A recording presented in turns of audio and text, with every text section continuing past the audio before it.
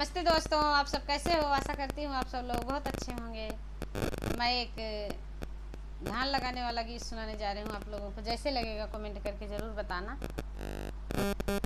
एक सावन के महीने में एक पत्नी अपने पति से कहती है मैं अपने मायके जाऊँगी, तो उसका पति उससे क्या कहता है आप लोग सुनिएगा और कमेंट करके ज़रूर बताइएगा कैसे लगा।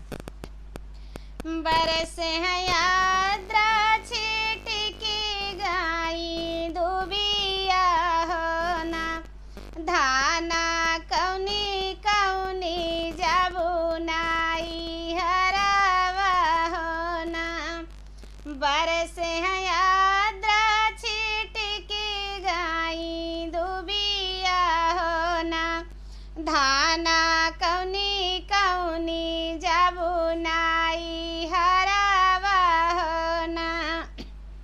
सिकिया ही चिरी चिरी नैया बनाऊ बई हो ना, पिया वही चढ़ी जबई नाई हरावा हो ना। सिकिया ही चिरी चिरी नैया बनाऊ बई हो ना, पिया वही चढ़ी जबई नाई हरावा हो ना, पिया वही चढ़ी जबई नाई हरावा हो ना। टूटी जई है सिकिया डूबकी जाबू धनिया हो ना, धाना टूटी जई है ससुररिया से नतावा हो ना।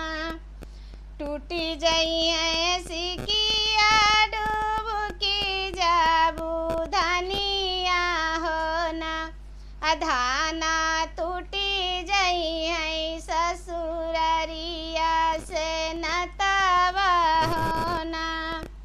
हमारे बपैया जी के लहुरी बिटियावा हो ना, पिया वही नाते जया ससुररिया हो ना। हमारे बपैया जी के लहुरी ननद बिटियावा हो ना, पिया वही नाते जया ससुररिया हो ना।